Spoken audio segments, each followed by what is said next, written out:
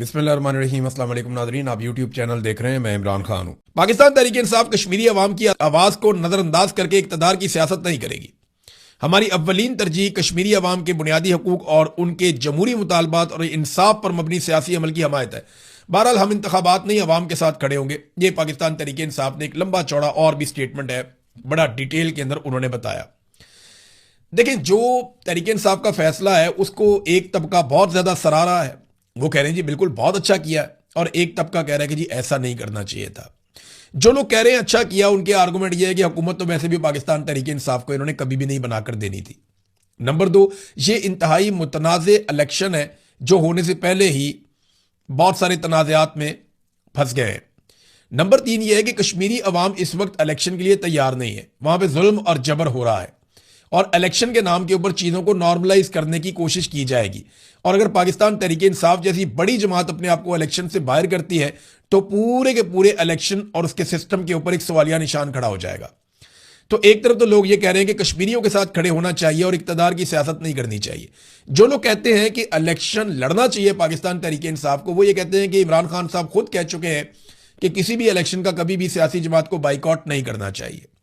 Number 2, उनका argument यह है कि अवामी नुमाइंदगी बिल्कुल सिफर हो जाएगी अगर पाकिस्तान तहरीक इंसाफ इलेक्शन से बिल्कुल बाहर हो जाती है। तो जो 4 सीटें उन्होंने जीतनी है वो भी उन्हें नहीं मिलेंगी और उन जमातों को मिल जाएगी, या फ्री हैंड मिल जाएगा उन जमातों को जो इक़्तिदार पे कब्जा करना चाहते हैं। तो ये इस किस्म की जो है वो दूसरी तरफ की आवाज है। तो मेरे ख्याल में दोनों लोगों की बात में लॉजिक है। तो वक्त साबित करेगा कि फैसला ठीक था या गलत था, लेकिन मेरे ख्याल में इन इंतखाबात के ऊपर एक बहुत बड़ा सवालिया निशान लग गया है। तो अब इलेक्शन पे पैसे जाया करने की बजाय ना आसिफ अली जरदारी, नवाज शरीफ, फजल रहमान और अलीम खान, ये 4 बंदे बैठे और आपस में सीटें तकसीम कर लें। वो मुस्लिम कॉन्फ्रेंस वाले को भी बिठा लें साथ, तो आपस में सीटें तकसीम कर लेंगे, ये तेरी ये मेरी, ये तेरी ये मेरी, और अपने वजारतें और वजारत आला और ये सारा तकसीम कर लें। इतना पैसा क्यों खर्च करना है इलेक्शन पे, जब पूरा का पूरा इलेक्शन एक ही जमात लड़ रही है। ये सारे एक जमात हैं, यानी आईपीपी भी वही है, पीपल्स पार्टी भी वही है, पीएमएल-एन भी वही है, तो फजल रहमान भी वही है। अब इनके तो इंटरनल इलेक्शन हो गए ना, बाहर से तो कोई इलेक्शन लड़ ही नहीं रहा। इनके खिलाफ तो ना कोई अवामी पॉलिटिकल पार्टी है और ना इनके मुकाबले में कोई इलेक्शन हो रहा है। लिहाजा ये तो वन साइडेड है। तो आपने अगर आपस में इलेक्शन लड़ना है तो लड़ने की बजाय घर में बैठ के आप फैसला कर लें, सीटें आपस में आप बांट लें, ताकि कौम का पैसा भी बच जाए और पाकिस्तान का और कश्मीरियों का वक्त भी बच जाए। बहरहाल तहरीक इंसाफ ने यह फैसला कर लिया है। फैसला किस तरह का आने वाले दिनों में पता चलेगा। सोहेल अफरीदी साहब का यह पता चला कि जो उन्होंने स्टेटमेंट दिया कौमी कॉन्फ्रेंस जो थी जेलों में इस्लाहात के हवाले से, वैसे मजाक ही किया गया पाकिस्तानियों के साथ। चीफ जस्टिस ऑफ पाकिस्तान को थोड़ा सोचना चाहिए था और कॉन्फ्रेंस करवाने वालों को शर्म आनी चाहिए थी कि क्या करने जा रहे हैं वो। यानी कोई पाकिस्तान में जेलों की हालत है जो अब इस्लाहात की बात कर रहे हैं। सबसे बड़ा कैदी पाकिस्तान का इमरान खान है जो साबिक वजीर आजम है और पाकिस्तान का मकबूल तरीन रहनुमा, जिसको सबसे ज्यादा लोगों ने जेल में होने के बावजूद वोट दिए। 8 महीने से आपने उसकी मुलाकात बंद की हुई है, उसकी आंख आपने ज़ाया कर दिया, इलाज आप उसको सही तरह करवा नहीं रहे। हर चीज पे आपने शिद्दत से पाबंदी लगाई हुई है। हर हफ्ते वहां पे एहतजाज होता है और आप कह रहे हैं जी अब जेलों के अंदर इस्लाहात लेकर आते हैं। सवाल ही पैदा नहीं होता, इनको इस्लाहात नहीं कहते। उधर जो झूठी कहानियां सुनाई हैं सबने अपनी अपनी, मेरे साथ ये हो गया, मरियम नवाज ने कहा जी मेरे साथ वो हो गया। जो झूठ बोल बोल के ये जब बोलती है झूठ बोलती है।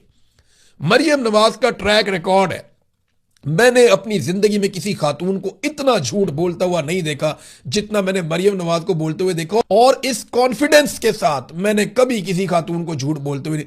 खवातीन झूठ बोलती है ना, पकड़ी जाती है नॉर्मली, लेकिन ये इतने कॉन्फिडेंस से झूठ बोलती है कि मेरी बरतानिया तो क्या पाकिस्तान में भी कोई प्रॉपर्टी नहीं है, लंदन तो क्या पाकिस्तान में भी कोई प्रॉपर्टी नहीं है, उसकी कहां कहां प्रॉपर्टियां निकल के आ गई। आप देखें कैसा झूठ टका के बोला था।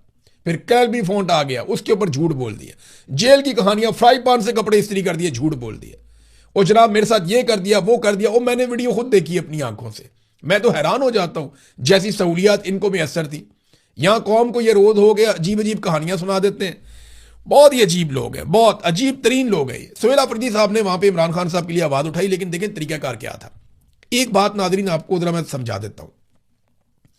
इमरान खान से मुलाकातों का एक दिन नहीं है, सिर्फ मंगल नहीं है जब बहनें जाती हैं, 2 दिन है, एक मंगल एक जुमेरात। मंगल को बहनों का दिन था, फैमिली का दिन था, और जुमेरात को पार्टी का, दोस्तों का या वकला का दिन था। तो इंटरेस्टिंग बात यह है कि मंगल को क्योंकि बहनों ने आना था, तो मंगल आज भी वहां पे एहतजाज होता है, धरना दिया जाता है। यानी जो बहनों की ड्यूटी है, बहनें करती जा रही हैं, करती जा रही हैं, करती जा रही हैं, और वो हर मंगल को आती हैं। लेकिन जो पार्टी की ड्यूटी थी कि हर जुमेरात को उन्होंने भी आना था, तो जुमेरात को आप देखें वहां कुछ भी नहीं होता, कोई भी नहीं आता। सुहेल आफरीदी चंद हफ्तों तक, यानी 10-12 हफ्तों तक गए जुमेरात को, उसके बाद अब कोई भी नहीं जाता, कोई और जाता ही नहीं है जुमेरात को। यानी आज जो लोग ये कहते हैं कि इमरान खान की बहनें इमरान खान के साथ वफादार नहीं है या वो खराबी पैदा कर रही हैं, वो सिर्फ एक बात सोचें कि बहनों के दिन पे बहनें पहुंचती हैं मंगल वाले दिन, लेकिन पार्टी के दिन पे पार्टी नहीं पहुंच रही अब जुमेरात वाले दिन, या बाकी लोग नहीं पहुंच रहे अब जुमेरात वाले दिन। तो जुमेरात वाले दिन ही ये कॉन्फ्रेंस होगी ना, कौमी कॉन्फ्रेंस। तो सुहेल आफरीदी साहब को करना पता क्या चाहिए था?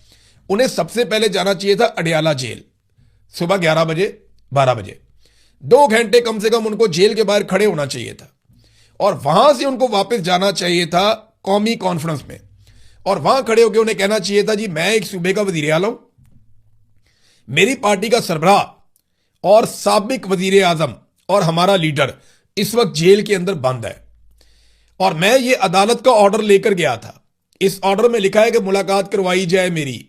तो चीफ जस्टिस साहब मैं आपको बताने आया हूं कि मैं वहां 2 घंटे आज भी खड़ा होकर आया हूं, और लगभग 2 दर्जन मरतबा मैं पहले भी जा चुका हूं, 20 मरतबा तो मैं गया हूं वहां पे, लेकिन इसके बावजूद मेरी इमरान खान साहब से मुलाकात नहीं करवाई गई। तो जेल इस्लाहत तो बाद की बात है, पहले आप मेरी मुलाकात का हुक्म जारी करें। ये होना चाहिए था। ये तरीकाकार है ना, फंसाना आपने उनको, ऐसे फंसाए। तरीका होता है आप कहें जी मैं अभी होकर आया हूं, ये देखें मेरी हालत, ये मेरे हाथ में आप कानूनी कागज चेक करें, ये अदालत का हुक्म है, मैं अभी जेल से आ रहा हूं, इमरान खान से मिलने गया था, अदालत ने हुक्म दिया था, अदालत के हुक्म को उन्होंने जूतों के नोक के ऊपर रखा, मेरी उन्होंने मुलाकात नहीं करवाई, बताएं मैं किधर जाऊं? आप यहां पे जेल की इस्लाहत की बात कर रहे हैं, वहां एक मुलाकात नहीं करवा रहे, और ये वजीर आला सामने बैठी हुई है आपके। तो सुहेल आफरीदी को अगर मैनेज करना था ना, तो इस तरीके से एक्सपोज कर देते। नादरीन, आजकल ना ऐसा लगता है कि हुकूमत को सिंध तास मुआहदे के बारे में अभी अभी पता चला है, शायद पहले इन्हें पता नहीं था। मैं आपको बता रहा हूं, ये कोई ना कोई गेम खेलने जा रहे हैं, ये सिर्फ तवज्जो हटाने की एक कोशिश कर रहे हैं। सिंध तास मुआहदे की हसासियत का ऐसा लगता है इन्हें आज से पहले पता ही नहीं था। हालांकि हम कई महीनों से बता रहे हैं कि इंडिया आपके पानी पर कब्जा कर रहा है। भारत ने जब सिंध तास मुआहदे की खिलाफ वर्जी करने का बयान दिया था, जब ऐलान किया था, तो ये खामोश थे।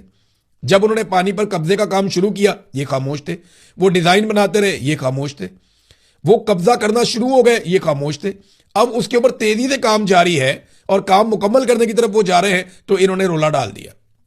इन्होंने रोला डाला तो क्या इनकी नीयत है पाकिस्तान में जो पानी का मसला उसको हल करने की? तो जो मौजूदा बजट आया ना पाकिस्तान में, इस वक्त जो बजट आया, वो बजट बताता है कि पाकिस्तान की हुकूमत की कितनी नीयत है पानी के मामलात पे, या पानी की जो किल्लत पैदा होने जा रही है उसको ठीक करने पे कितनी इनकी नीयत है। ये सिर्फ और सिर्फ सिंध तास मुआहदे का नाम जो है ना, अपनी मशहूरी के लिए ले रहे हैं। ये सिर्फ इस मुआहदे का नाम इसलिए ले रहे हैं कि ये कोई नया एडवेंचर करके कोई तवज्जो हटाओ पॉलिसी करना चाहते हैं। सीरियस नहीं है ये। अगर ये सीरियस होते ना, तो मौजूदा बजट में पानी के सेक्टर में जो फंड्स है ना पाकिस्तान के बजट में, उनमें 27% मजीद कटौती कर दी गई है, यानी बढ़ाने के बजाय कम कर दिया गया। जितने पुराने आबी मंसूबे हैं उनको फंड्स की फरामी बहुत हद तक बंद है, और कोई एक भी नया मंसूबा पानी की बचत के हवाले से इस हुकूमत ने मुतारिफ नहीं करवाया।